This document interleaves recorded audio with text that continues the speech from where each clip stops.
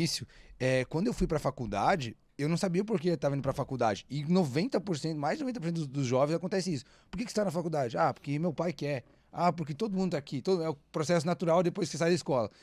E aí, quando eu cheguei na faculdade, André, eu me vi e perguntei, tá, mas por que eu tô aqui?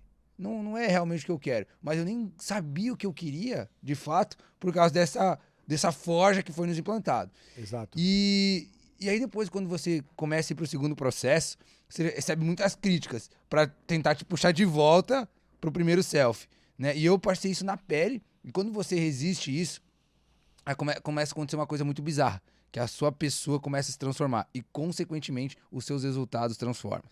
O que eu não tenho conscientemente ainda, qual que é o gatilho que starta essa mudança?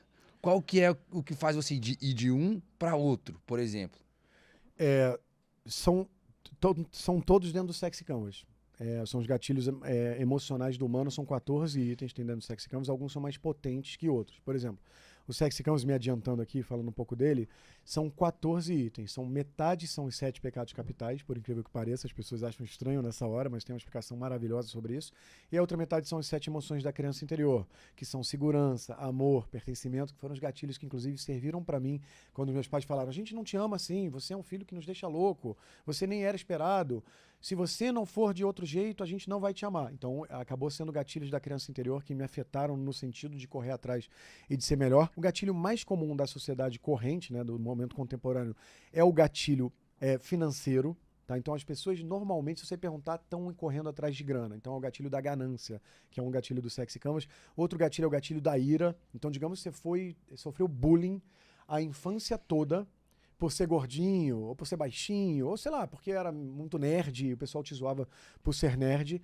Então, esse gatilho de ser zoado a infância toda pode se transformar numa ira, que é um dos gatilhos também dos 7 pecados capitais. Que é muito forte. Muito forte, é um dos gatilhos que mais gera conversão e resultado. Inclusive, ira e pertencimento é muito usado por marcas para vender mais, eu posso mais tarde explicar por quê.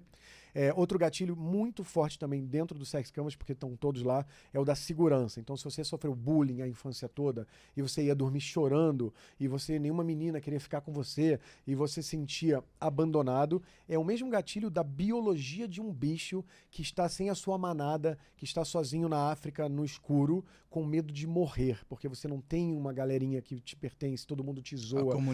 A comunidade, que são gatilhos da criança interior novamente, que são pertencimento, amor, que derivam também na segurança de estar vivo, porque quem está em grupo, em manada, tem a tendência a estar mais vivo, mais protegido, mais seguro.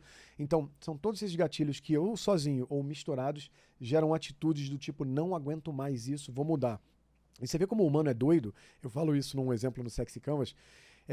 No Sexy Canvas a gente analisa muito o humano real e o humano falsificado. E Freud vê isso muito bem, diferenciando a cabeça do humano em 3. Existe o id, que Freud fala que é o nosso bicho-homem. O nosso bicho-homem, ele é doido, ele quer transar, ele quer comer, ele caga pros outros. E primeiro o oxigênio da máscara para ele, depois pros outros. Ele é um ser egoísta. Essa é a essência original do ser humano, e não lutem contra isso, pessoal. O ser humano é um ser biológico, natureza. faz parte, é a natureza, ele é egoísta.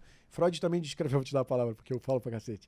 Freud também descreve o superego, que é o que a sociedade diz pra gente ser. Não, você tem que pensar nos outros, dê outra face ao inimigo, você tem que doar seu dinheiro, você tem que pensar primeiro nos outros e depois em você. Tipo, aquela frase, ame ao próximo como a ti mesmo, é até uma frase equilibrada, né? Porque você tem que se amar e tem que amar o próximo. Mas, em geral, na sociedade corrente, a gente aplica o ame ao próximo antes de a ti mesmo. Tem uma coisa de todo mundo se colocar em segundo, terceiro, quarto lugar.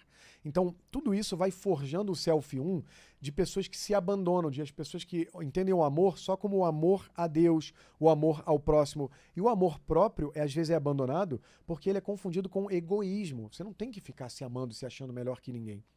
Então, mas a linha é muito tênue entre um e outro, entre você ser egoísta e amar próprio, não é? Eu não vejo, concordo, mas eu vejo isso positivamente, porque egoísmo, que nos foi ensinado como uma coisa negativa, é uma coisa altamente positiva. Ninguém pode ajudar bem ao próximo se tiver todo fodido, seja de saúde, de autoestima, esteticamente, de poder de fala, de falar assim: eu vou te ajudar porque eu cheguei lá. Essa é a base desse podcast. Exatamente. Trazer pessoas que chegaram lá para ensinar para o próximo. Se você não pensar em você antes de tudo, você não vai conseguir ser um bom altruísta também. Então, todos esses gatilhos acabam gerando movimentações de mudança. E uma coisa é certa, como é que é aquela frase? Mar calmo nunca fez bom marinheiro? Sim. É exatamente isso. Eu te digo, se você tem 7 anos, está nos ouvindo 11 ou 15 ou 16, você quer ser como eu, abandonar a sua infância para conquistar o respeito dos seus pais, todo mundo, não faça isso. Se eu fosse dar um conselho, se eu pudesse voltar atrás, eu seria equilibrado, eu surfaria mais, eu teria ido a mais baladas, a mais resenhas e não tanto. Mas eu não deixaria para fazer isso só aos 30, 40. Mas daí seu resultado seria esse não, ou seria menor, provavelmente? Então, não seria esse tão rapidamente. Fato, mas talvez eu não tivesse me tornado um ser meio autista, eu me tornei uma pessoa meio fora da caixa, eu moro numa Então você abriria a mão do parte do resultado para talvez ter preenchido outras lacunas? Eu acho que sim, eu acho que eu teria sido um pouco mais equilibrado, eu abriria a mão de um resultado tão rápido para ter vivido mais os momentos da vida, sacou? A infância, a adolescência e tal, eu acabei virando aquele nerd que hackeava o sistema. Voltando para minha história, acabei hackeando o sistema, muito tempo, hackerismo para mim acabou se tornando minha paixão e antigamente eu era hacker de sistemas e hoje eu sou um hacker de sociedade, tipo, não é por linguagem de programação, não é por telnet, comando de Unix, mas é por fala, é por comunicação. O projeto do Sex Canvas, assim como o projeto do Forjando Resultados, é através da comunicação, através do conhecimento, transformar pessoas e transformar a sociedade. Uau. Então eu me tornei um hacker de sociedade hoje em dia. Então você pega os conhecimentos que funcionaram na prática e leva para as pessoas que não tiveram acesso. No grosso modo, seria basicamente isso. E também pego muitos que não funcionaram na prática para jogar o contrário, porque as pessoas às vezes acham que estão errando, estão falhando, aí brocham, desanimam. Pelo contrário, se erra, o Belletti que teve aqui fala assim, se erra muito mais no futebol do que se acerta. Se erra muito mais na vida do que se acerta, mas não existe erro. Se você acertar, você acertou, então legal. E se você errar, você aprendeu. O erro é errar e não aprender. Aí sim é uma burrice danada.